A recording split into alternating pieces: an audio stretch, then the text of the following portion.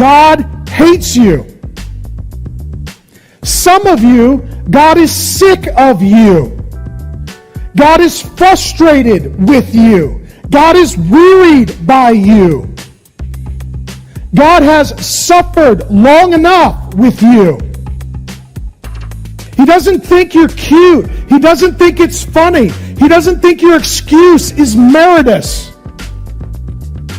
He doesn't care if you compare yourself to someone worse than you. He hates them too. Let me hasten to correct an error.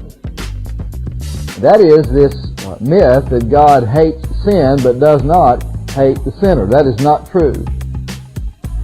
You cannot defend that biblically.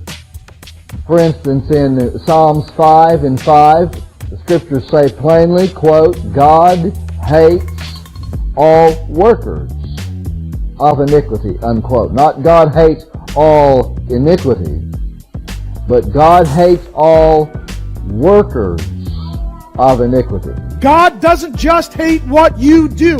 He hates who you are. Because whether you go to Psalms 5 or Psalm 7 or on throughout the Bible, you will find that God makes direct statements where He says He hates all those who do wrong.